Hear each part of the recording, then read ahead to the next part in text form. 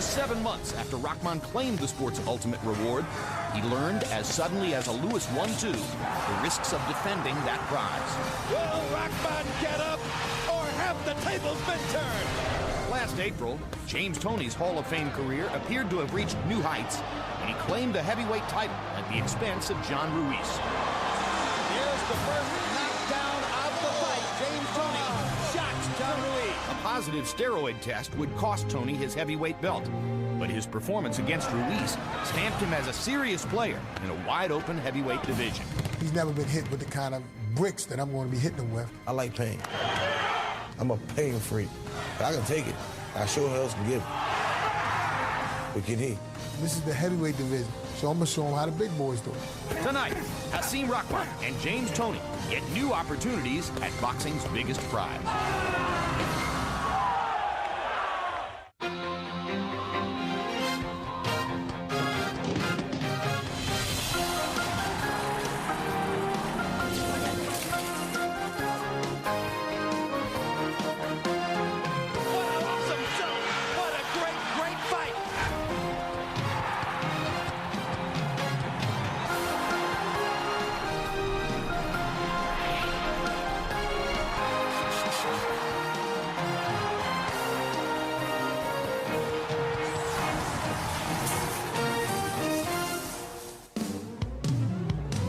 Championship Boxing is back. High definition from Boardwalk Hall in Atlantic City, New Jersey. Tonight, we'll be bringing you a live heavyweight title fight. Hasim Rahman defends the belt he got in August for the first time against the experienced and skilled James Toney. Hello, I'm Jim Lampley, and welcome to this particularly significant edition of HBO's World Championship Boxing.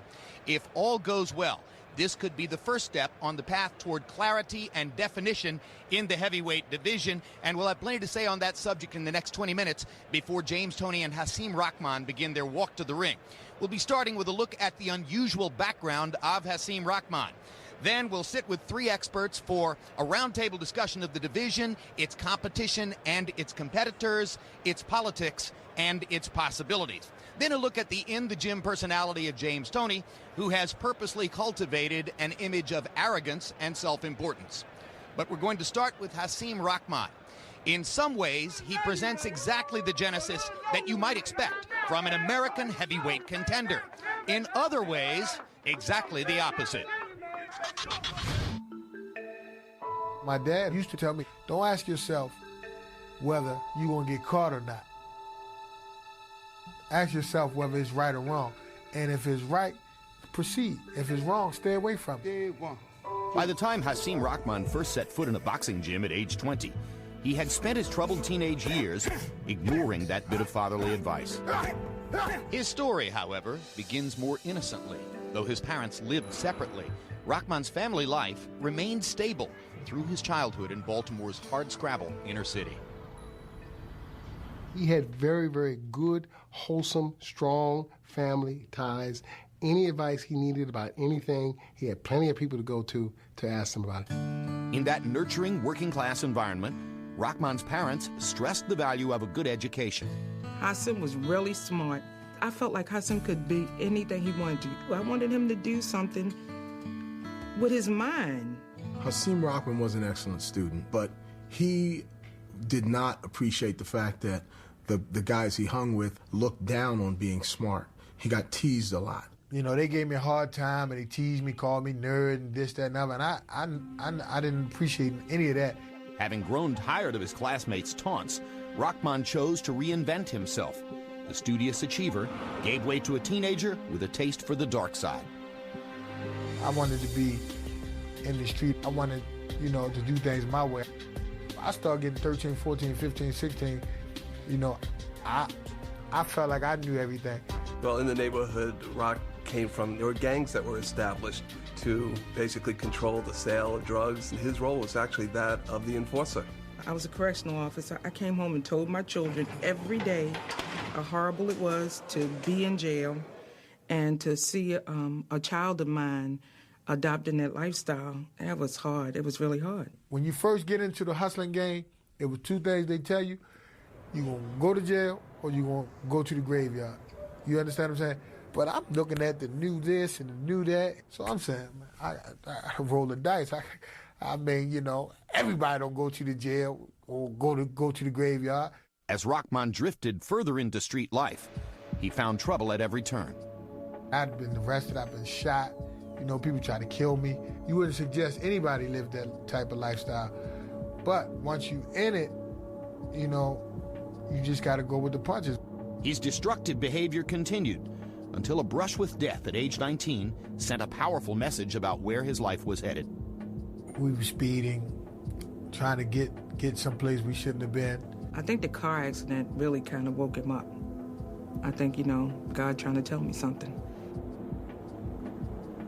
I mean, I lost my friend, and, you know, just really being out there ripping and running the streets, driving crazy, and we just got, you know, just got in an accident. The deadly crash killed his friend and left Rahman seriously injured.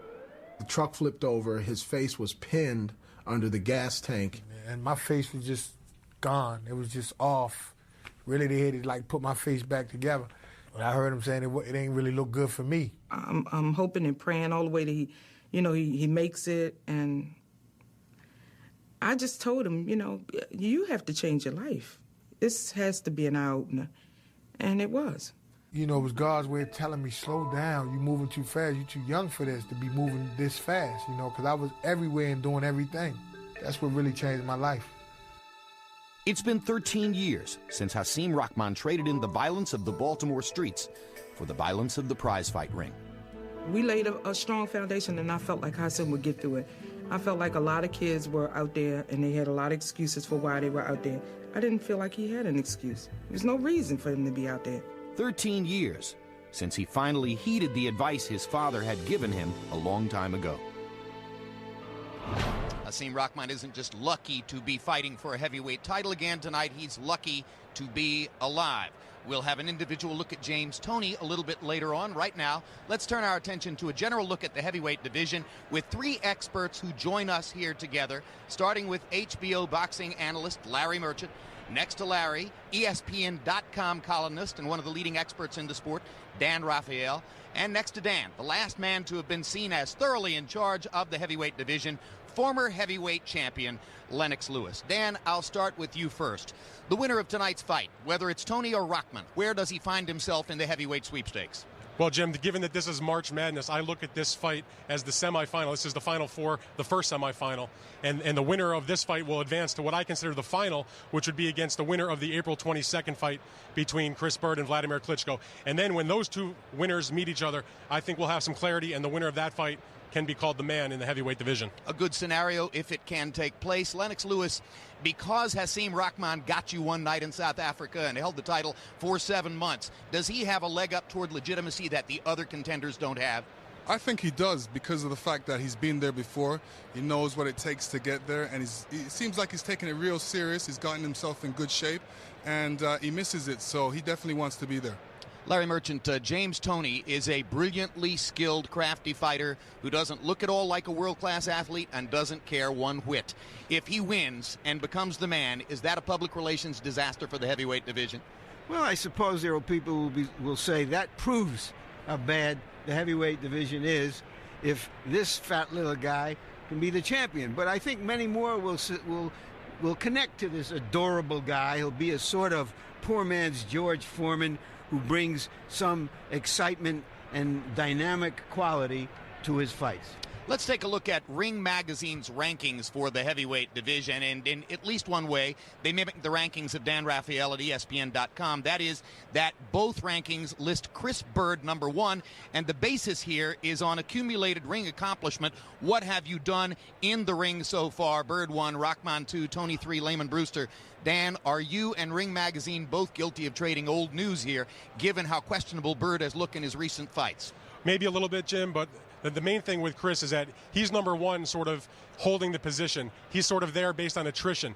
Guys like Lennox retired. Guys like Vitaly Klitschko retired. And because he had accomplished more than the other guys in recent times, he had been a champion and held a title belt for longer than some of these other guys had. He sort of ascended to number one, but with a very shaky sort of hold on that position. Layman Brewster has a title belt, Larry Merchant. He's an American fighter. He had a knockout of Andrew Galata even faster than Lennox Lewis was able to do it, only 53 seconds. Has Brewster been unwarrantedly overlooked? I believe he has, Jim. I think in the last 2 years, he probably has the most impressive record of those 4 guys. And I think that when the semifinals take place, he should be the first challenger of whoever emerges. Lennox, there was a moment when observers like me thought that Vladimir Klitschko was the obvious heir apparent to you. It's one of the reasons that you stayed in Las Vegas to film Ocean's 11 instead of going down to South Africa. As you look at Vladimir, this is a guy who has been discredited by many because of his obviously questionable chin. You reached a point where you dominated the division despite what some thought was your own questionable chin. Could Vladimir achieve the same thing? Well, I've always said that he's got great boxing talent. And he moves great. He shows great poise in the ring. He brings great drama to boxing as well because, you know, he'll outbox you, and then there's always that moment where you think he's going to get knocked out, and you're waiting until the very last second. So, you know, he's very interesting, and I think he's going to go a long way due to his boxing. I think these couple knockdowns were a setback for him, but you know, I see him for the future as well. 6'7" Eastern European with a lot of advantages, Danny. But of course, now there's a guy who has a title belt who is a 7-foot Russian who weighs 323 pounds. How much do we know about Sergey Valuev? Is he any good? Well, first we got to know his name is Nikolai Valuev. Nikolai Valuev. Okay, excuse me. Thank you. Anyway, no, Nikolai Valuev, you know, I've been fortunate enough to see him on videotape a few different times, probably 5 or 6 times, and he is a very, very big man. He's got a tremendous jab. And even though maybe he's not the best boxer in the world, he's not necessarily a huge puncher for his size, but, you know, he'll cause guys problems because of his ability to keep them on the outside.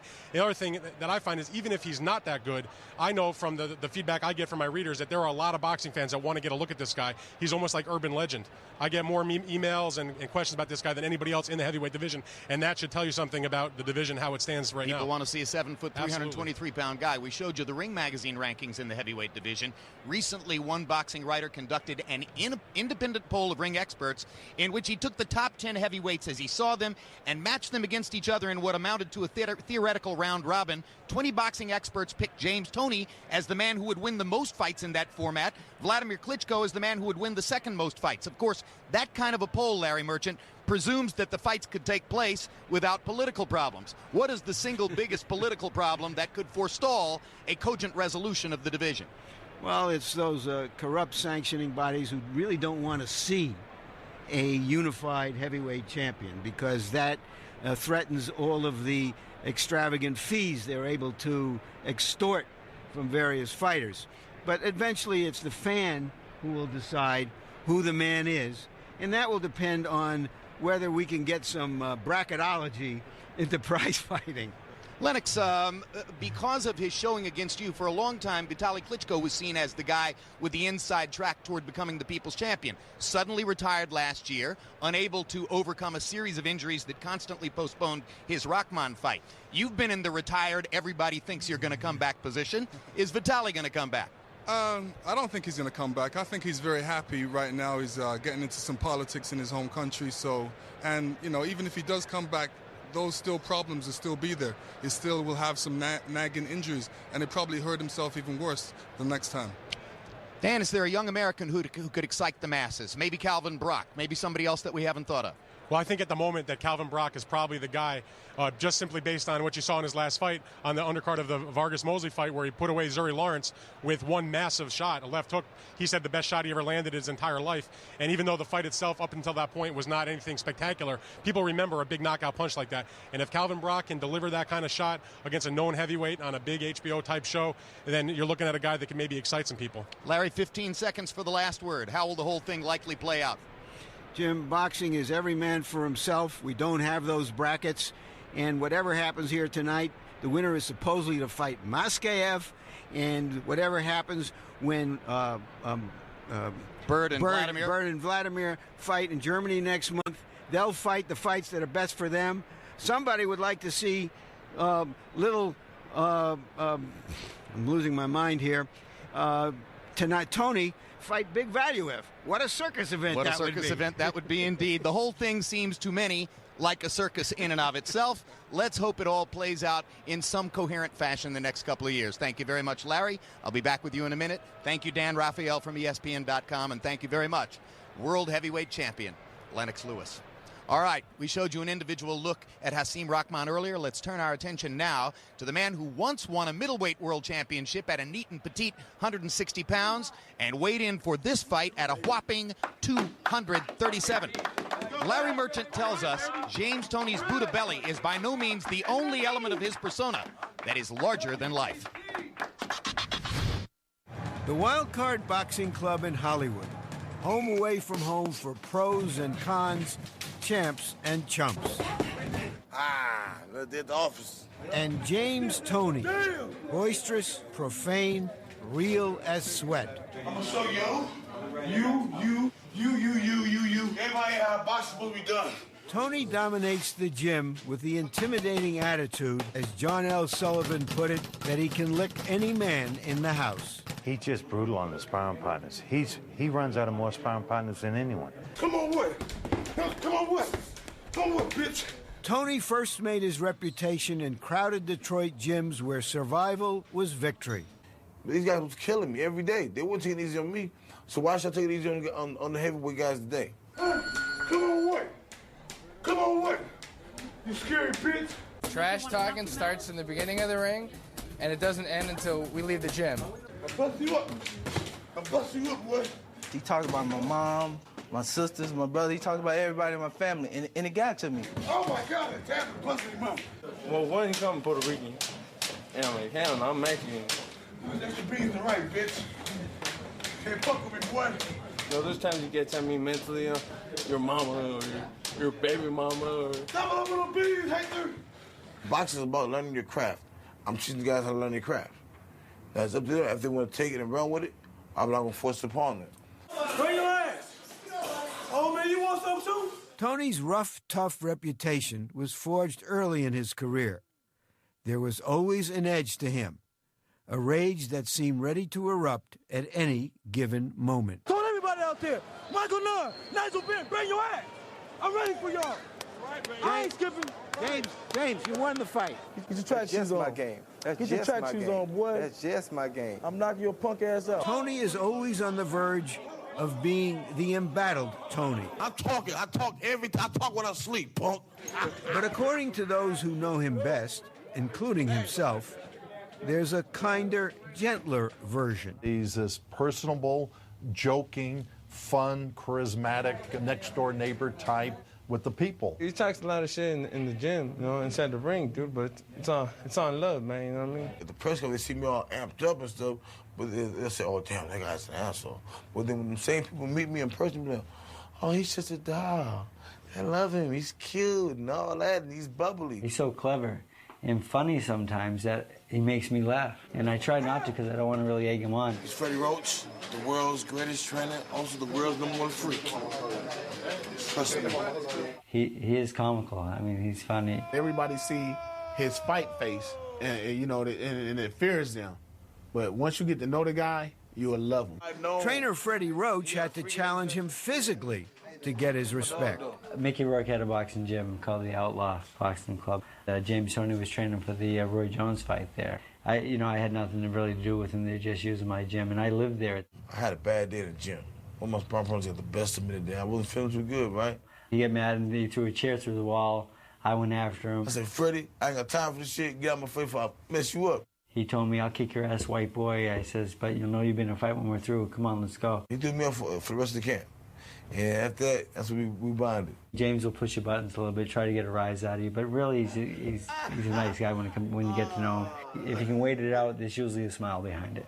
As the twilight of his remarkable career converges with its climax tonight, James Toney finally seems content. No, I think I'm boxing's happiest, man, because I'm in the spot right now where everybody want to be at. I'm 37 years old. I still got everything. Got my wits, my mind, the looks. I still got it all, you know what I'm saying? Woo! Ain't nobody like me. Telling you. All right, back at ringside and now with HBO's World Championship boxing expert commentator Emmanuel Stewart. Emmanuel, the big question about Toney as he goes up the ladder in the heavyweight division becomes obvious. Is he going to fade away against a real heavyweight puncher like Rahman, or will he be able to continue to frustrate and break down big men as he's done in the past? I wish I had an answer, but Jim, I'm very honest. I don't know myself. This is the first time that James Toney is fighting what I consider a really solid, big, strong, physically hard-punching heavyweight. And he has had victories before with the Holyfields and other fighters, and even Ruiz, but nothing like Hasim Rahman. James Toney is a small guy, but he has found a way to beat a lot of big guys. So it's very difficult to say what's going to happen in this fight. All right, and Larry Merchant, as Emmanuel Stewart points out, Hasim Rahman punches like a heavyweight, looks the way a heavyweight is supposed to look. So is he going to be up to the task now as he goes in against a bowling ball of a former middleweight? Well, he says that Toney is still a middleweight in that all his weight is around his middle. But if you stood them side by side, what you'd be looking at is a bigger guy against a shorter guy, an older guy against a younger guy, a guy with hair against a bald guy, a fat guy against an in-shape guy. But Toney is a 2-to-1 favorite because he looks best where it counts in the ring. What Rahman has going for him is the certain knowledge that he is the much bigger puncher. And from his own experience, that shot heard round the world against Lennox Lewis, he knows that one punch can change a fighter's life. And what we want to find out tonight is he a two-punch wonder? And he wants to find that out, too. Let's take a look at the tail of the tape now for the two heavyweights. Jim! And congratulations to Harold Lederman on marking his 20th anniversary, unofficially scoring the fights for HBO. A happy occasion for his former Las Vegas dinner dining partner, James Toney. And Toney, as you can see, now attempts to become the second oldest fighter ever to win the heavyweight championship. He would be older than Jersey Joe Walcott or Ezra Charles. Only the 45-year-old George Foreman was older than Toney as he approaches this task. And, of course, it's kind of poetic because if there's an old-school fighter in boxing at this moment, Larry, this is the guy. It's counterintuitive that a guy made like him can be in this position in the heavyweight division. But, we see a lot of these NFL linemen who look like they came right from a Thanksgiving Day parade, floating above the parade, fat guys who really can move and play and are athletic. Manny, when he was a middleweight, he used to train from time to time in your gym. Could you have envisioned at that time he would fight for the heavyweight title? Never. He's a legend at the Crunk Gym. He would come in the gym, the first thing he would come in, he said, "Let the beatings begin." And at that time, we had so many good middleweights, Joe McClellan, Frankie Lyles, Fabian Williams, all of those guys was there, Michael Mora. James would box with all of them. Did he box with Tommy Hearns? He never boxed with Tommy. I wouldn't let it happen. But he just called me up a week ago and says, "I hear you got a new white middleweight there, and I'm coming over to kick his ass." And I said, "Well, wait a minute, you're not even a middleweight anymore." He says, "Well, after I get through whipping this boy next week, I'm going to lose weight and come down and whip Andy Lee." Not a middleweight, still an ass kicker. That's the way he sees it.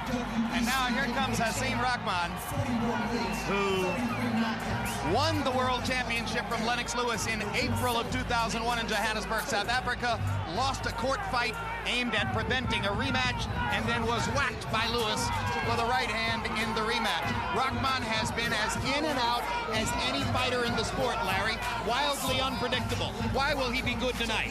Well, he hasn't won an important fight since the first fight with Lewis. And he's a fighter who is in financial distress, and this is really a must win for him.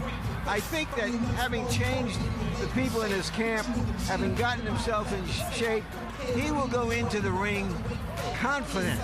The question is, can he maintain the confidence if he gets frustrated by Toney? Annie, he spent all of 2005 training to fight Vitaly Klitschko, a fight that never took place. Was it good for him that he trained, and then trained again? I think it's good for him, particularly in view of the fact that he didn't have the long amateur background like most of the top fighters up there, and he's learned to fight the hard way by fighting all these top guys. So training was good for him. Let's go to ring announcer Michael Buffer for the official introductions.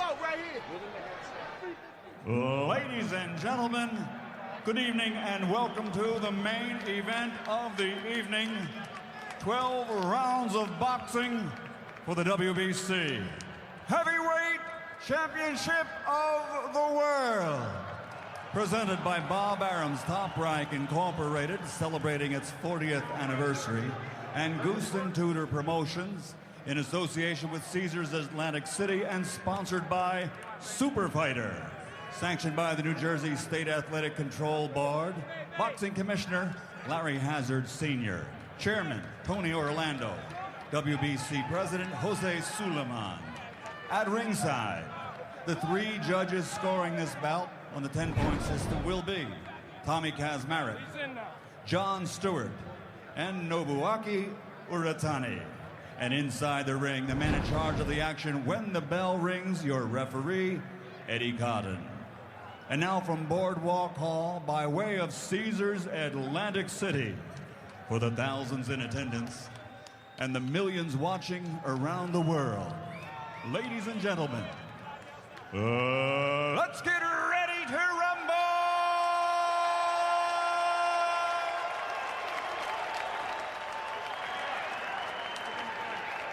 In the blue corner, wearing dark blue trimmed with silver, official weight 237 pounds, professional record 69 victories, including 43 knockouts, with 4 defeats, 2 bouts even, and 1 no contest. From Detroit, Michigan, the challenger, former middleweight world champion, former super middleweight world champion, former cruiserweight champion of the world, James Lights Out Toney.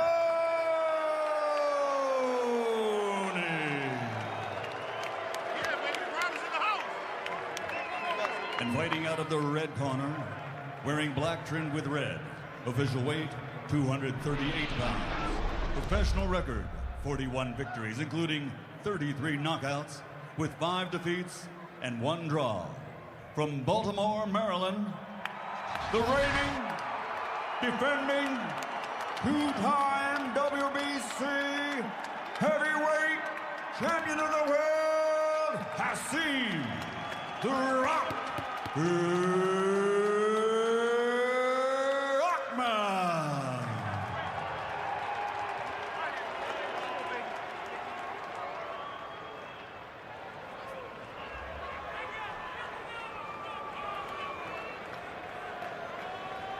Rock.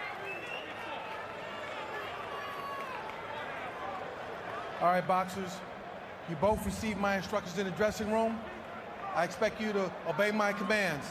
All right, last but not least, protect yourself at all times. All right, let's touch gloves. Let's go. The heavyweight division seems to fans like an army of rabble looking for a leader. Is he in the house?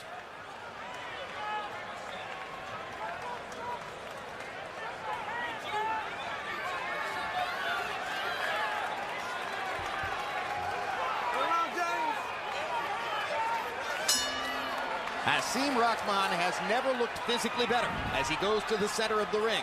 Will it make a difference? One interesting bond between the 2 corners. Both fighters are trained tonight by former proteges of Eddie Futch, one of the most successful trainers of heavyweight fighters ever, a man who trained Joe Frazier and Riddick Bowe and Kenny Norton to the heavyweight championship of the world. Of the 2 proteges, Thel Torrance, who trains Rahman, and Freddie Roach, who trains Toney, Roach has been the more successful as his own guy. Roach has been very, very successful.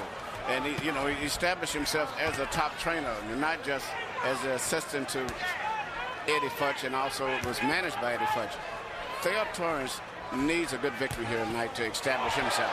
And Rahman seems to rock Toney with a right hand over the top. Hasim Rahman told us yesterday he would jab to the body, he would hit whatever he could find on Toney, he would keep hitting every space he could find until the middle rounds when he thinks he might be able to get to Toney's head. So far in the first round, Rock has shown that he's planning to do exactly what he said he would do. Toney now crashing his own punches to the body. James is by nature a counterpuncher. He'll look for Rahman to lead and then respond in kind. It seems as if the extra weight that James has has really slowed him down a lot. Even though he hasn't been hit too much except for that one right hand, his movements are very, very slow right now. And Rahman is able to land his jab, pumping it into Toney's face there twice in a row.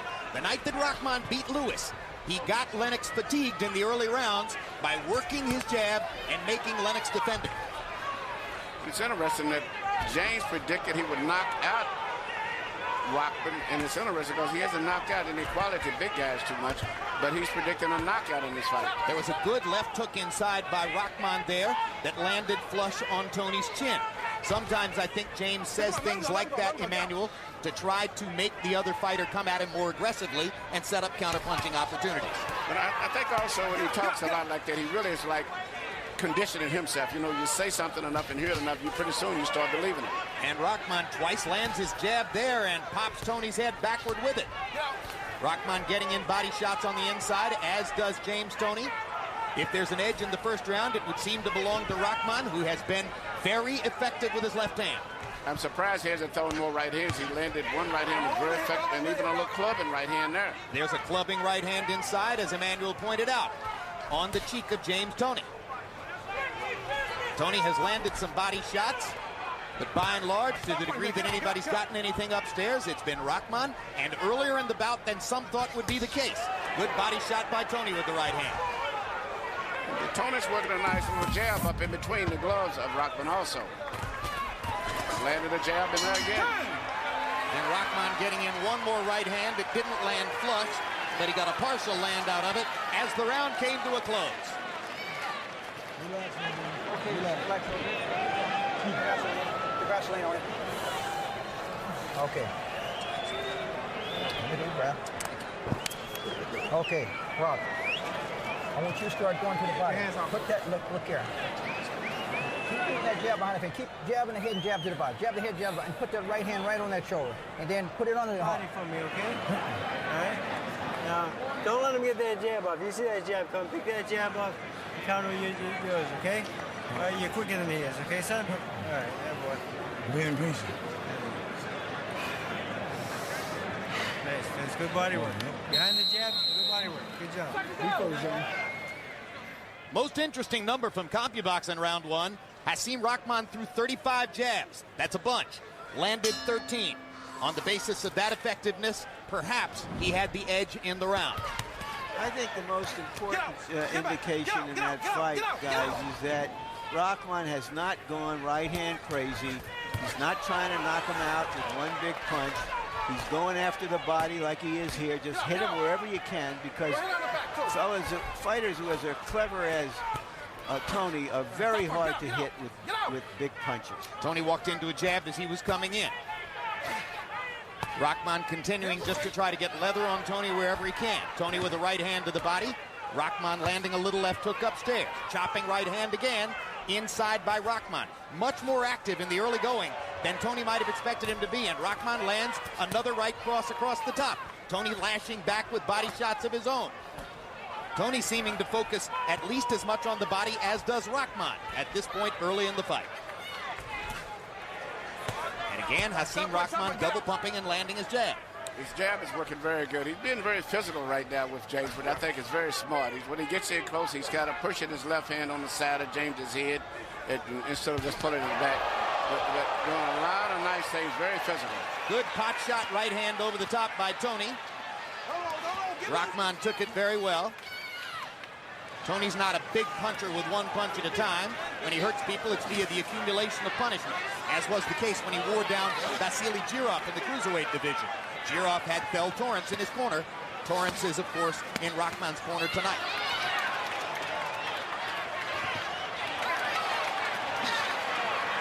Toney seems to fall sloppily into the ropes on his feet there. I don't think he's hurt. I think he's just pulling Rahman in, and in this type of a situation, Toney is way more effective in there with short punches. I agree, and he whacks Rahman with a quick right hand inside. But a good left hook by Rahman and a series of punches. He continues to land in close. Toney hits him flush in the jaw with a right hand punch. Good shot, good uppercut by Toney. Rahman pounding away to the body. This could turn out to be a tremendously exciting brawl. And if they keep fighting this way, Toney has a very good chance of possibly even winning the fight. Here's the first real clinch of the fight as Rahman grabbed Toney and then stepped away. By and large, they've been trading, even at close range. You know, it's Rahman is sort of asking the question. You know, being fat has to count for something. You just can't be fat and not have to pay for it. They continue to trade at short range. No big advantage to either guy. Who can handle the attrition over the long haul? This is the second round, and they're fighting at a very fast pace for heavyweights.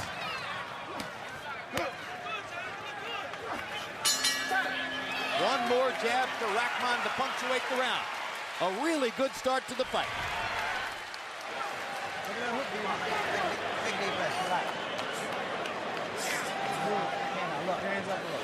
You don't lay inside. When you go to the rope, I want you to use your jab. Don't lay in there, okay? Now, right hand, don't finish your punch with the right hand. If you throw the right hand, you got to come back with the hook, okay? He's leaning on this side here and here, and he's trying to bait you in and throw those shots up. So I want you to keep picking your shots like that, son. Okay? Now, I want you to roll with that right hand for me, okay? You get the big right hand, you roll with that shot, you come back and you counter shot, okay? Here you see Toney land the right hand, but still, I think with all of the extra weight that he's got, that just made him lose his balance. And I think as the fight goes on, the weight is going to become a factor there, because it's particularly when he has to move. He doesn't move too well. As long as you're fighting in close where he doesn't have to move, he can be very cute with those little short punches. You saw some of James Toney's counter-punching skill off the ropes there. In round two, Hasim Rahman threw 79 punches. That's a big punch-out clip. Landed 26. James Toney, 25 out of 61. Heavyweight average is 48 thrown per round. Together, they threw 140 punches in the last round. Big right hand up top by Toney. Rahman handles it easily. Hand comes forward.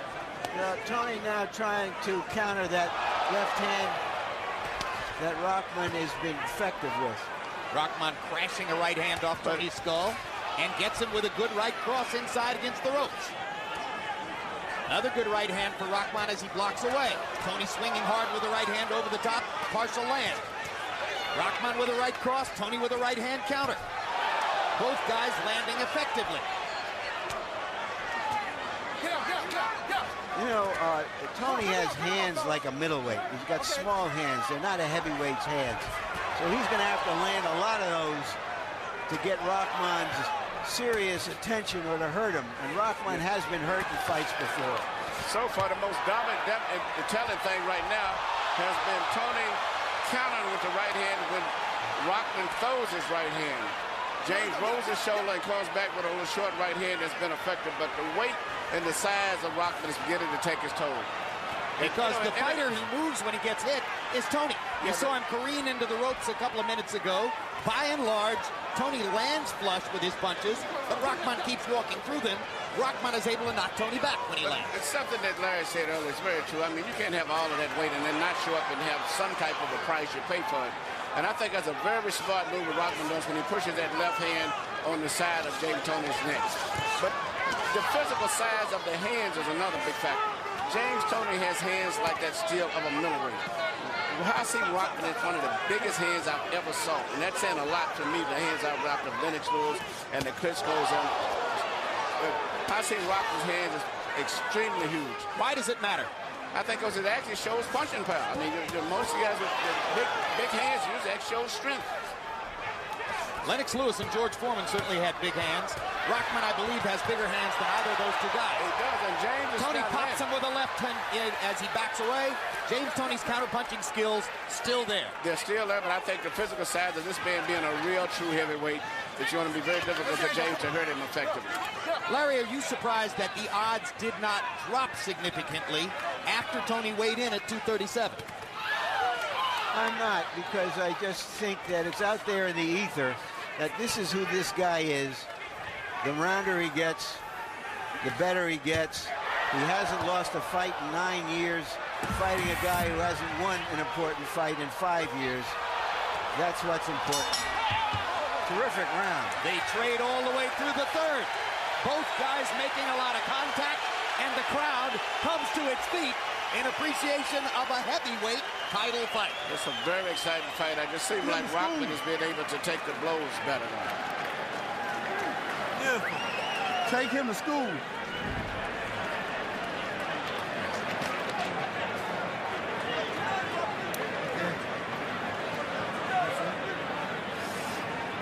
Boxing, moving your head, use those feet. Yeah, don't worry about all that stuff. Just keep jabbing. Keep jabbing in the body. Every time you go to the left, jab the body.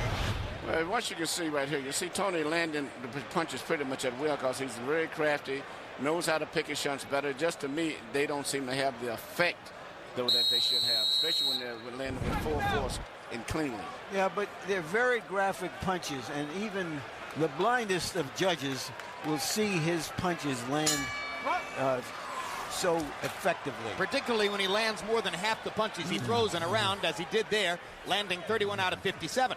Rahman, who was in shape to throw 79 punches in the preceding round, threw 84 in that round. Extremely busy. Harold Letterman, how do you have it through 3? I'm the blind judge, Larry. 2 rounds to 1. 29, 28.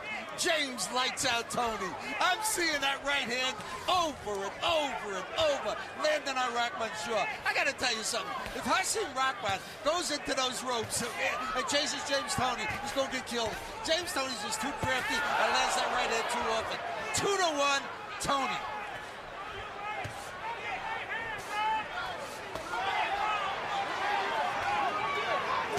That's the scorecard that Toney bettors were anticipating.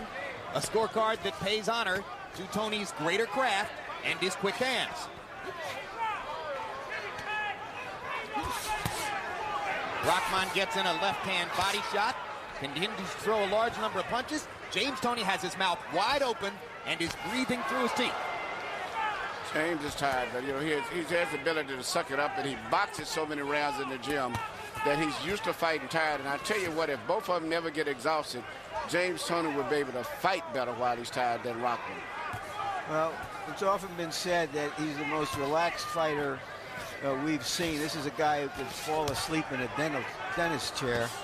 And that seems to get him through fights where he looks tired early and nothing further happens to him. He'll just fight this way for 12 rounds. Well, I think a lot of that comes from all those years of sparring so many rounds. He's totally comfortable in the ring. And when he first started his career, he had his trainer, Bill Miller, used to spend a lot of time with him showing him those old fight films of the fighters that relax and how to roll your shoulders. So between the two of them, he's a very relaxed fighter. They continue to trade at close range. Emmanuel, James Toney is looping that right hand from somewhere behind his back all the way over the top and landing it seemingly at will. Yeah, he's landing it. It's very Why can't Rahman get out of the way? Well, Rahman is not really it takes a great defensive fighter. Rahman is sitting the women's fight just on what he's doing there.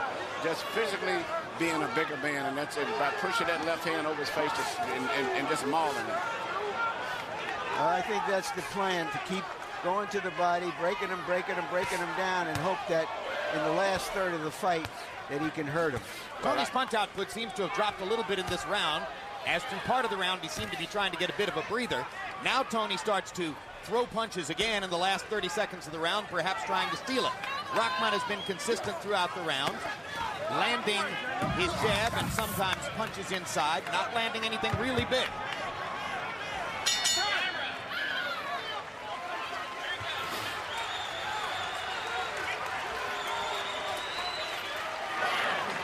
He is crying. You know how to conditioning you got, baby. It's all in there. It's all in there. Okay. Okay, where's the ice pack? The ice pack. Right. Okay. Here you go. All right. Ice pack. And, okay, Rock. Listen. When you go to Rock, listen to it. When you go through the roll, don't lay on it. Use your jab. Just win the round with your jab. Okay, and keep sticking his body. Coming back to the headshot from there, okay? All right. The overhand right's working well for you, and the left hook's right there behind you, okay? He can't handle combinations. You're too quick for him, okay? No single punches, little combination, right? Little angles. Here you go. Come on. Average punches per round through round 4. Rahman 22 out of 75, Toney 25 out of 57. Toney landing at the much higher connect percentage. But Rahman throwing more punches and continuing to throw an average of 30 jabs per round. And you heard Thel Torrance say, just win the rounds with your jab. And he comes out and throws 6 more jabs to start the 5th round. Rahman should be very, very, very happy that Toney is not really a truly big heavyweight puncher, because the punches that he's been hitting Rahman with, he would probably have knocked him out by now. He's hitting with some tremendous right hands. If Del Torrance has the right game plan, Rahman is listening to him well and doing exactly what the trainer wants by and large. Toney looping that right hand again, but by and large landing it one time and then waiting for another punching opportunity.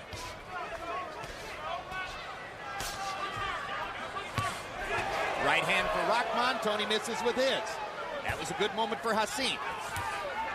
Little left hook inside for Rahman. Toney misses again with the right hand. When Rahman dominates with his jab, Toney isn't as accurate with the right hand. Rahman's jab is a very effective weapon right here. And you see that extra weight when James misses a punch. He can't maintain his balance anymore. The weight is taking this big, big toll on him right now. And now you see how well Rahman is listening to Del Torrance. Torrance told him, don't follow Toney when he goes to lay against the ropes. Rahman backed away and waited for a chance to fire the jab again.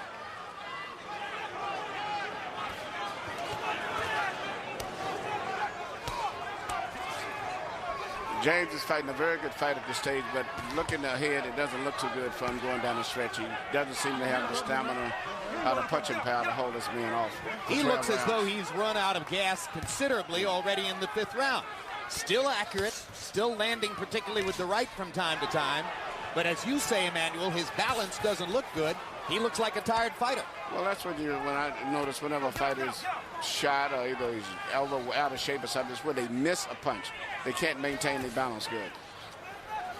Compared to when they're young, they can regroup and come right back with another punch.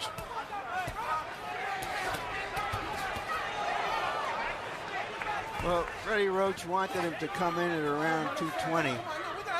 And Toney just, although he works hard in the gym, he works harder with the refrigerator. I still say that if Rahman would shoot a straight, hard right hand straight across the shoulders, James would be in bad shape.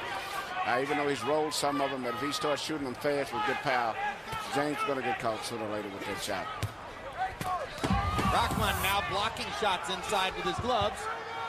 Toney has not been able to land with nearly the consistency in this round. And again, I think fatigue is setting in for James Toney and affecting his ability to counterpunch. You busting him up. Take him through right. Rahman's got a cut over his left eye. That could be from the series of right hands. All right, give me this one. All right, son. That's very good workout. Just keep working this guy. Get the head. Get the heads on. Look, all you got to do is keep him on the head. Close your eyes. Close your eyes. Throw your right hand. You know, come back with a jab. But listen, keep hitting that cut man is his brother Yaya. The idea is keep the distance, keep behind the jab. That's all I want you to do. That's where the cut comes from. But Rahman has a lot of scar tissue over both of his eyes, too. So it seems like he's had quite a few cuts in his previous fights. Rahman had another big round jabbing in the 5th. He's averaging 100, or I should say he's averaging 33 jabs per round. He's thrown 165 of them already in the fight. Again, Del Torrance said to Rahman a round to go. Just win all the rounds with your jab. That's the plan. Come on, pick him up. Toney comes back with a little bit more fire now to begin the 6th after having taken some of the 5th round off. Good, quick left hook inside by James Toney. Landed perfectly. But he's punching on a big, strong, solid super heavyweight, and his body strength is still not that much more of a cruiserweight, light heavyweight, and that's the difference.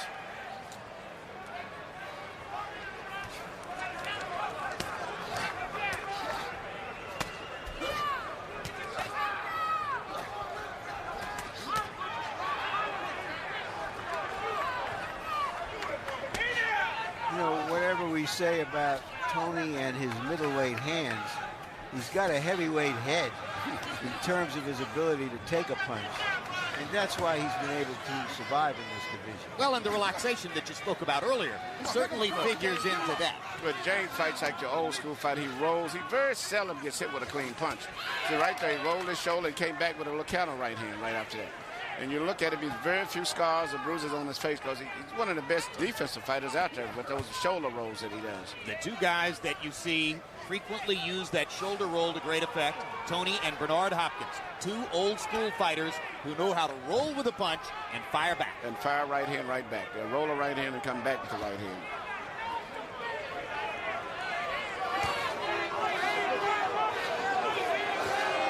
Crowd gets restless now, looking for more action like they saw in the early rounds. Toney no longer able to move on his feet, seemingly. Leans against the ropes, and Rahman gets a chance to wail away, not really landing anything big, but tapping Toney on the shoulder, tapping him on the ribcage. James comes back with a 3 or 4 punch combination. Toney lands an uppercut. Good left hook to the body. Fast hands by Toney. Rahman throwing more and continuing to land. Toney will fight good right here because his legs are gone. He doesn't have the legs. So as long as he's in one spot, he's okay. Well, this is one of the reasons why Fel Torrance asked Rahman to back away when Toney lays against the ropes like that. He doesn't want Toney to get the advantage of supporting himself against the ropes. Absolutely. I can almost hear Fel between rounds coming up saying, take him back to the middle of the ring and fight him out in space. But Rock would feel that by using his strength, he's just going to muscle him inside still.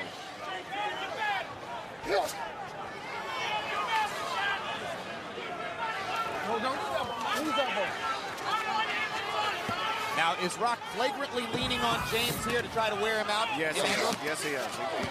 He feels very good about his conditioning right now.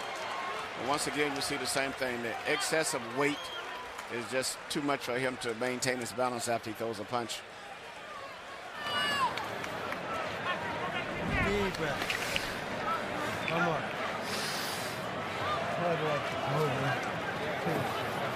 Very nice, okay? Now here. Every time you run the combinations, it's there for you. Okay? Yeah, to keep running those trying to rest. So when you go to rope, just use your jab. Keep winning the fight with your jab, okay? Okay, what round is this? That was into the 6th, I think. Okay, all right, look. Right, it's an easy fight if you keep on into the stick. He's just looking to fight you inside and be lazy. That's right. If you let him lay inside, he's going to rest and he's going to fight the conditioning show, baby. A live look at the boardwalk in Atlantic City on a chilly March Madness night.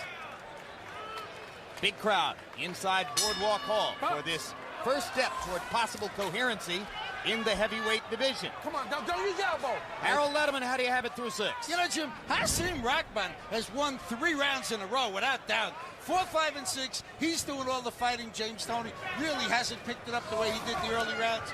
58, 56, 4 rounds to 2, Rahman. But listen, let me say one thing about the cut. If the fight gets stopped because that cut gets made worse by legal blows, we go to the scorecards because we're beyond the 4th round. Eddie Cotton did confirm that the cut was seen by the New Jersey Commission as due to accidental blood. Now we go into the second half of the fight. Toney begins to land those quick counter shots again. 2 right hands in there. And a right hand uppercut. Rahman getting hit from various different angles. Rock still busy. Busier than you expect for a 238-pound man. I think he's convinced that James Toney can't hurt him. That's a big advantage if it's true. Yes. You know, and we wondered going into the fight whether Rahman could maintain his confidence against a guy who's really difficult to fight, somebody unlike anybody he's fought before. And so far it seems that Rahman is very much in control of himself and still trying to follow the game plan. Yep, it's fighting a very disciplined fight, very confident too. It's a pretty simple plan, guys. Jab, jab, jab again, be bigger, be stronger, be in better shape. But I think still, if he, as good as it may seem, if he was with a real true heavyweight, hitting the way he's been getting hit, he would have some problems tonight, believe me. Just that James just doesn't have that punching power as a heavyweight.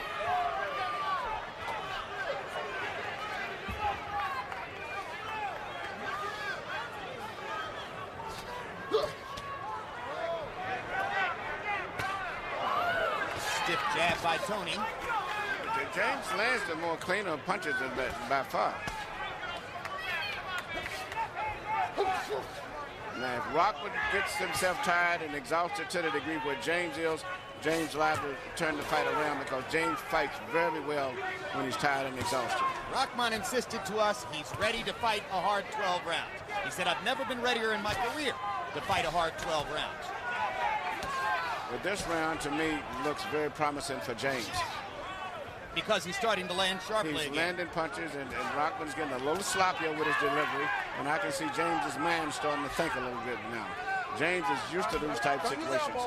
Sometimes he may go 12, 15 rounds in the gym even, and fight the last 7 rounds while he's exhausted. Rahman lands a right hand and throws his 30th jab of the round as the bell sounds, and Rahman raises a glove, going back to the corner as if to say to the crowd, I'm in control here. You can see it. Second win now, baby. Yeah, okay. When you lay in there, Rock, when you lay in there, you gotta rest and get a chance to steal those punches, okay? When you hit the rope, just use your jab. Just pick it with your jab. And jab the body, keep him off balance, okay? Give me a good round behind your jab. Don't let him steal those rounds, okay? Steal her round? No, don't let him lay in there and rest. You gotta, okay? You gotta start grouping your shots. Okay. Yeah. Stop laying inside. Keep him on the end of the stick. Now you're just working right behind your jab. Your jab's landing every time, okay? That's a beautiful, quick jab you got. Put the right hand over top of that for me, okay, son? Emmanuel Stewart, James Toney, by his own admission, only likes to spar in the gym. He doesn't like to jump rope. He doesn't like to hit the speed bag. He doesn't like to hit the heavy bag. He likes to get into the ring and spar. He believes he sparred as many as 300 rounds for this fight, which would be a super extraordinary number. Can you be fully conditioned to fight solely and simply through sparring?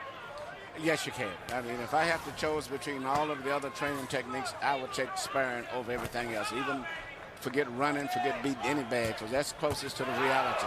Hard right hand by Toney over the top. His best punch in a couple of rounds. Rahman comes back with a right hand, chopping, but without a lot of power on it. Rock may, in fact, be tiring, though he tries to put together a little burst here. Toney's hand speed coming back, and he's landing with sharp impact again, as was the case in rounds 2 and 3.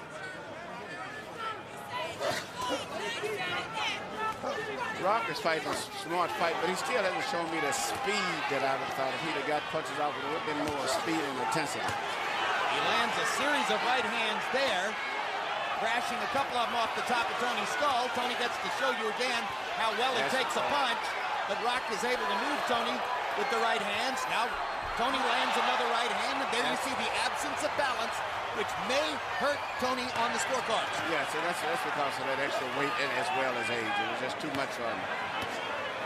You notice he very seldom throws a right hand. He comes back with a left hook, meaning Toney. Because after he throws a right hand, his balance is just too far off. Stop right there. Emmanuel, you often talk about how judges will score the blood, score the cut, score the damage they see in a fight. Will they score the bodies? I don't think so. I think it's about the leather, right? I think it's about the leather in this case, yeah.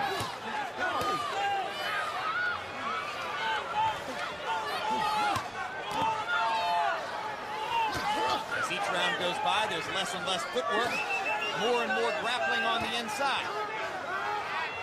Does that favor the bigger, stronger Hasim Rahman, or does it favor the quicker, more technically crafty James Toney? It should favor Rahman, but in this case, yeah, I just go along with James. But James is used to this type. And as I told you, his balance is very bad. And by fighting this close right here, you don't have to worry about his balance. And he's very, very cagey inside with short punches. But I think Rahman has landed with more power in this round than in the 2 or 3 preceding rounds, although Toney gets him with a sharp comeback right hand there. Good counter uppercut by James Toney. Rahman lands some good punches, but I think the more cleaner blows still are landed by Toney. Just he don't have the power to hurt Rahman. Toney landed a flush left hook. Rahman kept on coming. Crowd is starting to chant Toney, Toney, Toney.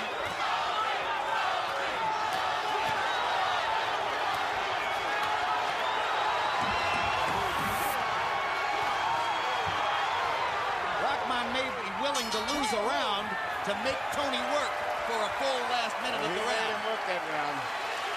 And now Rahman raises both gloves. If body language can win the fight, Rock is making the effort to do that. He feels very comfortable with the way that the fight is moving.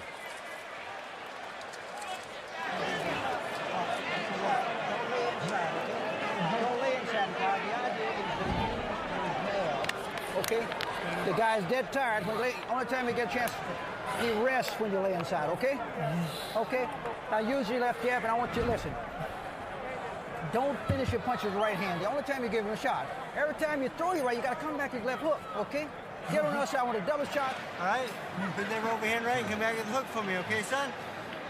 All right? He's hard, man. Deep breath. Second up. It's your heavyweight championship. Right here, you see James Toney throw his right hand, miss it, lost his balance, and therefore it looked maybe to some of the inexperienced people that he'd been hit by a hard right hand and knocked across the ring, but it was really just a case of his balance. A rare occurrence so far in that round. Rahman landed as many power shots as Toney did. Both of them landing 20, 21 power shots in the round.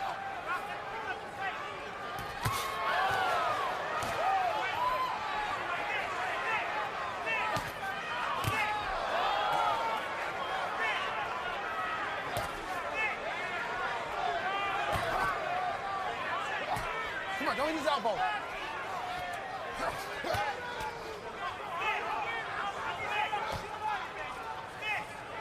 Rahman should have the advantage boxing Toney in the center of the ring like this.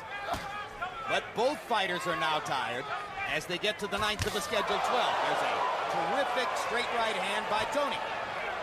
Del Torrance keeps telling Rahman, don't finish with the right hand, come back with the left hook. He's trying to get Rock to stop that counter right hand of Toney.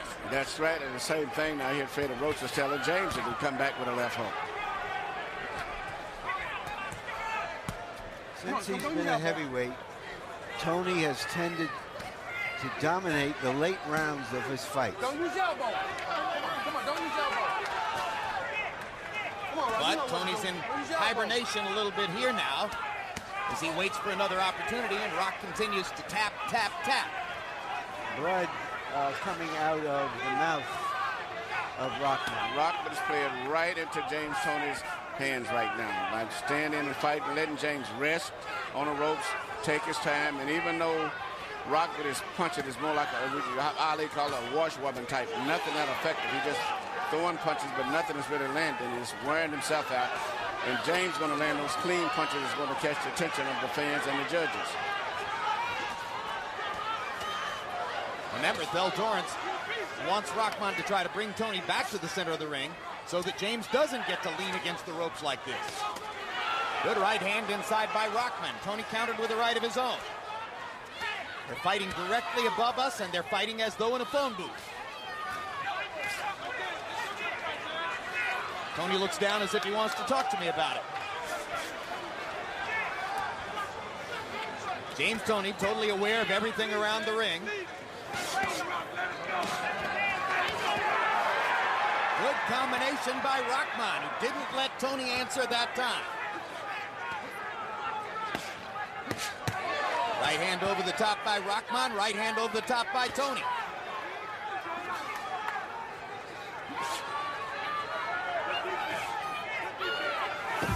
Well, you said Rahman was playing into Toney's hands, Emmanuel, but at the end of the day, Rock scored more on the ropes. He finished up with a good round. I thought that Toney would explode near the end of the round, but he didn't. Good round for Rahman.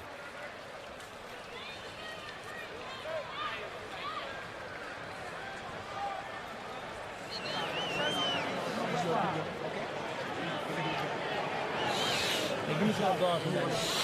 Okay. Double decent more guard. All right, Rock. Okay, now listen. When you lay inside, he lay in, he rests, and he want to steal a puncher. Now you got to keep your distance, okay? And don't finish your puncher with your right hand, okay? Finish your right hand. Now give me a double and triple shot. Now I want you to dig him to the outside and come right straight up the center, okay? Dig him to the outside, come right in the center. And when you back rope, go back to your jab. Okay? Good jab, that's all I want, okay? Don't lay inside. Yeah, don't lay inside. Just go back to Make your it jab. harder than it has to be. And when Come you on, finish let's go up, to work. Pick up the pace. When you finish, James Toney threw only 42 punches by CompuBox count in the 9th round. That's his low output of the fight. Hasim Rahman was again very active. He threw 79 punches. We're into the last 3 rounds of a pretty good fight. Seems like a close fight. Harold, how do you have it so far? Okay, Jim. 87, 84, 6 rounds to 3, Hasim Rahman. Jim, he's just outworking him, landing the cleaner shots. Jim, I got a comment. When James Toney goes, he loses balance, goes flying across the ring, the judges can see that it's not a clean blow that's knocking him across the ring and making him lose his balance. I mean, you can't fool a judge by losing your balance. That's for darn sure. But that cut is looking nastier. And remember, if they do stop the fight, we go to the scorecards. That's the Rahman cut. I have it 5-3-1 for Rahman. Bottom line is if Harold Letterman's right, and if there are no knockdowns, Toney would have to win the last 3 rounds to pull out a draw.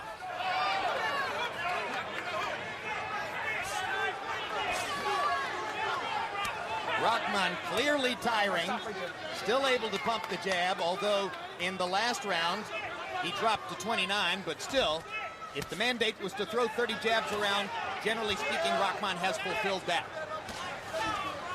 And he jabs again to the body as he comes inside. Come on, let's go.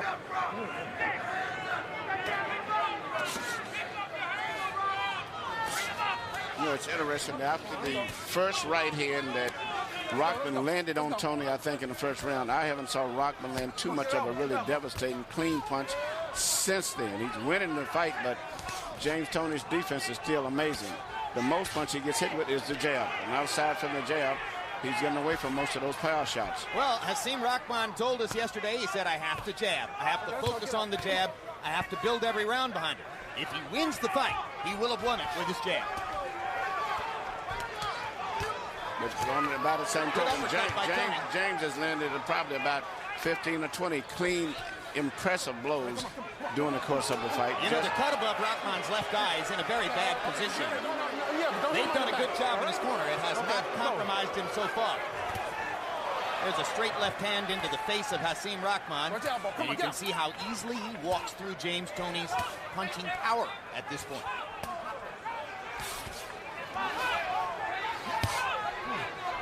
But Toney can change the pace and suddenly pull out the 95-mile-an-hour fastball to shock you. Rahman pushing, hunting and pecking, trying to find a new way to hit Toney to the body.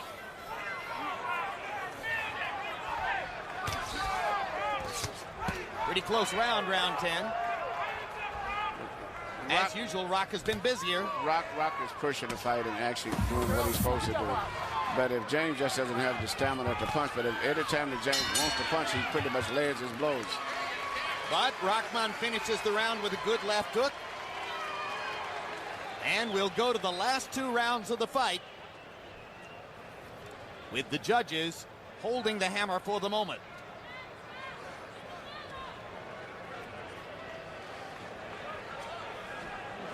Punch on the right side. But you get on the left side and mix those shots up. That's okay? good. That's fine. Yeah. Okay? Okay? Mm-hmm. Give me a good round this shot. Okay? Mm-hmm. Rock, now, if you go back to your jab, 306 jabs in 10 rounds for Hasim Rahman. Manny, I said if he wins the fight, he wins it with the jab. Yes, the jab has been the most effective punch for him.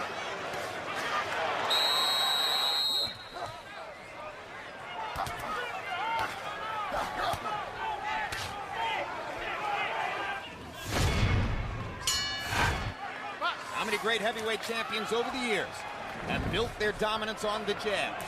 Joe Louis, great jabber. Larry Holmes, Muhammad Ali, Sonny Liston, tremendous jab.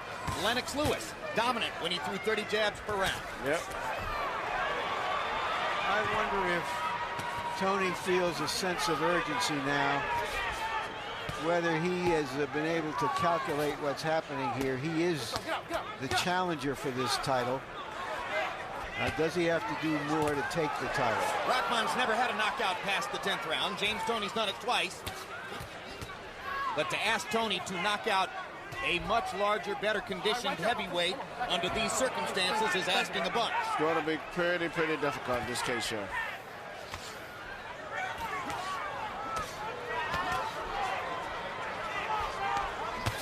Hard right hand by Toney.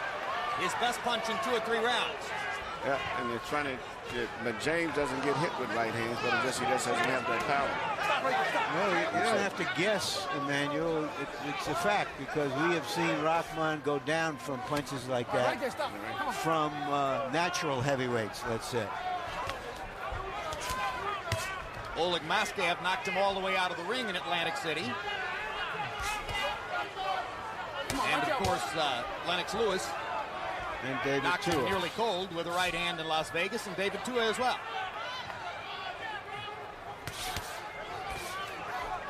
Corey Sanders knocked Rahman down. That was a wild slugfest that Rahman came back to win. Yep, very, very determined. Stop right there, stop right there. Very determined performance by Rahman. But those were big heavyweight punches. Not the kind of puncher that James Toney is. Stop. More of a sharp, technical puncher.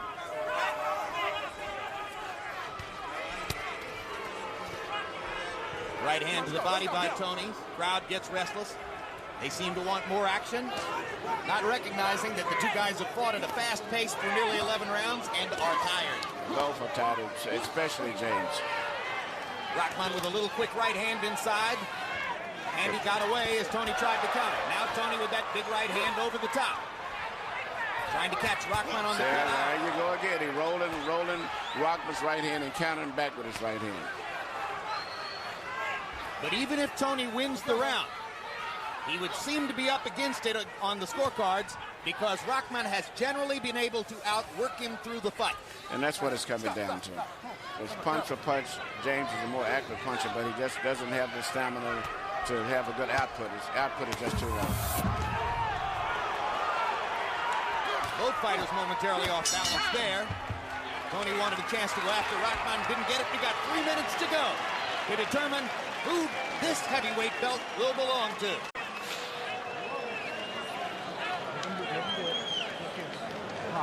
You gotta win these rounds, okay? Gotta win. No, this ain't right. Yeah. Yeah. No, we gotta win these rounds. Okay. Don't give him away. The guy's laying around. He's laying around so he can make a big spurt. Okay. We need this round. You hear me? We need it bad. Okay. All right. We don't Last want round, James. Let's touch love. We don't want to leave this judge in. All right. Let's go out there and throw some combinations. Okay. All right. You bite down hard. All right, bite down hard. You go out there and work your ass off. Okay? See that dog? You throw them shots over. You got to double them shots, double them punches. Okay? Double punches. And don't lay on him, Rock. Let's go to work. Let's go. In the 11th round, by CompuBox count, Hasim Rahman threw exactly twice as many punches as did James Toney. As we go to the 12th round, you have to wonder, did Toney shortchange himself in the gym too much? Freddie Roach was telling him, in effect, you got to knock him out.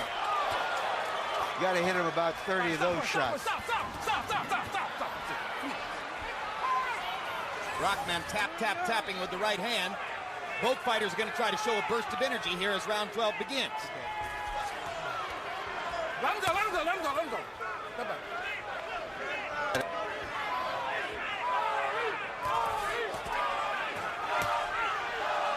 Quick left hook lands for Toney.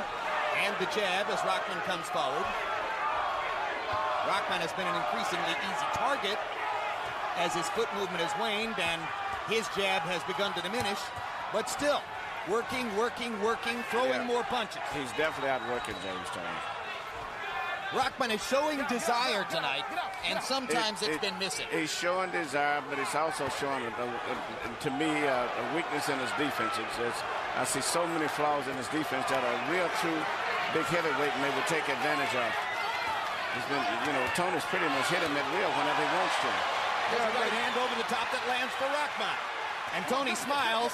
That usually means I got hurt a little bit. Yeah, but he was rolling. Even though he got hit with the punch, he was rolling away from the punch. It didn't take the full impact the way it looked. We're halfway through the round, and if Freddie Roach was right, Toney's a half a round away from losing because Roach, as Larry pointed out, was in effect saying you need a knockout. Is this the end of the heavyweight fantasy and run of James Toney?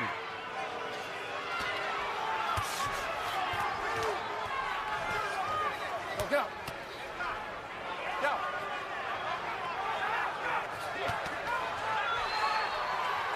I wonder wonder if some fans are booing right now for a guy that they bet to the level of 2-1 favorite in the fight, realizing that he did not truly condition himself to try to become heavyweight champion. And he spared all of those rounds, everything. Was just wondering how did he still have that type of weight on him and still to be 5'9". Well, people close to him say, they whisper, he has an eating disorder. He simply cannot stop himself from eating. That's the only thing that could explain Hey, it. Jim, he was fighting 50 pounds less than this just 3 years ago when he fought for the cruiserweight title. 77 pounds tonight, above the weight at which he knocked out Michael Nunn to win the middleweight title in 1991.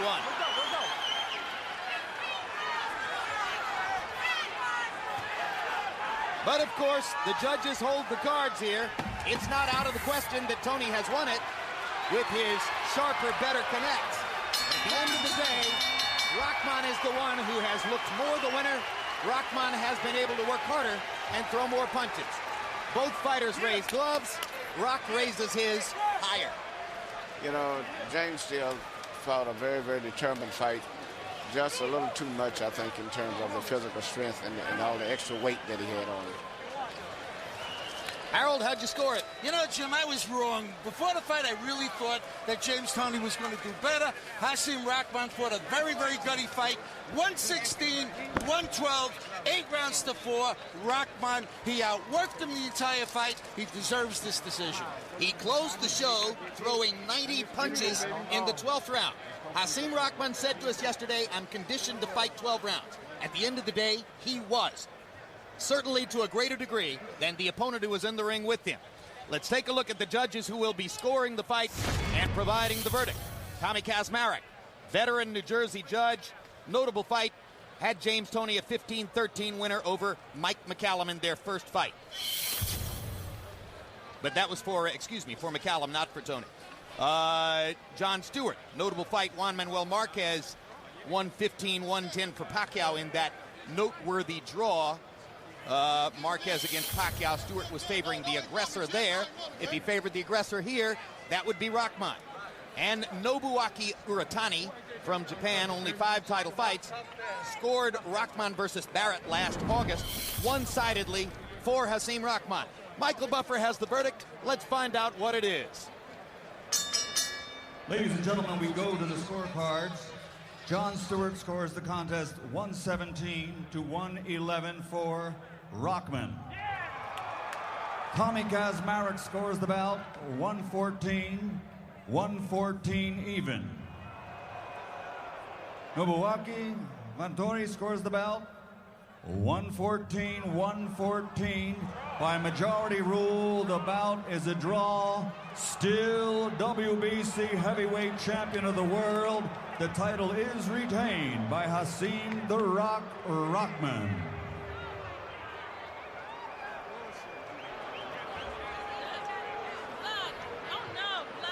So the verdict is no verdict. They fight 12 rounds in Atlantic City in an attempt to clear up a part of the heavyweight championship picture, and it is no clearer. Hasim Rahman, who got hold of a belt after the retirement of Vitaly Klitschko by winning what amounted to a pass-through against his friend Monty Barrett, again gets to keep the belt. James Toney, who won a belt against John Ruiz and then lost it after having been stripped because of steroid use, again has an argument to make about his own claim to a belt. Curiouser and curiouser. Final punch stat numbers, Rahman landing 16 more, throwing 300 more punches in the fight. Toney landing at a higher connect percentage. 2 of the judges saw it even. Larry Merchant is in the ring right now. All right, thank you, Jim. Let me talk first to Hasim Rahman. Talk to James first. I like to do what he do in the ring. He like to count in the ring. I like to count outside the ring. You want to counter him, but we want to hear your view. Did you think you had won the fight? Oh, yeah, I thought I won the fight. I think I was winning the fight before the last round. I thought I won the last round. But James Toney, a tough fighter. I know if we fight again, he's going to come in much better shape. I can tell by the way he's fought in the past. I don't have nothing but respect for James Toney. But James like to start this stuff, man. I tell him, man, we can both talk trash. So I can talk it without, using profanity and attacking him personally. I'm saying we the best that ever did it on the trash talking. So I'm saying enough respect. He going straight to the Hall of Fame. I'm trying to get him and then try to get myself somewhere along the great. Well, he already a boxing great. I don't have nothing but respect for James Toney. So you look across the ring, you see James Toney, you see what he looks like. Do you think you can lose the fight to him? No, I think I can beat James Toney. I think I can beat James Toney. Then now, I see, James gonna make a lot of adjustments. It's easy once you've been in there with somebody to make adjustments. He feel a little bit of my power, I feel a little bit of his power. I think we both gonna come in better for the next fight. And I've seen James Toney fight a lot better. I don't think that was 100% James Toney. I'm sure something happened in camp because he wouldn't have came in weighing what I weigh. You know what I'm saying? He probably would have came in next time we fight. He probably come in. He hit you with a lot of clean shots. Did he hurt you? No, I wasn't hurt. I hit him with a lot of clean shots. No, hardly nobody don't ever do that. Can I get some credit? No, you do. You followed your game plan, which was what? Which was, stay behind the jab, really offset him. I really wasn't supposed to lead with no right hands. I did that a couple times, got caught because James the best at countering right hand. We all know that. It ain't no real secrets with James Toney. The only secret is how much he gonna eat getting ready for camp. If he come in heavy, you know what I'm saying, he give me a better shot. If he come in, round 215, 210, 220, then it's gonna be the work gonna be a little harder. Thank you very much, and congratulations for retaining your title, Rock. James? Yo, what's up, baby? You were told by Freddie Roach going into the 12th round, in effect, you better hurt him and maybe stop him.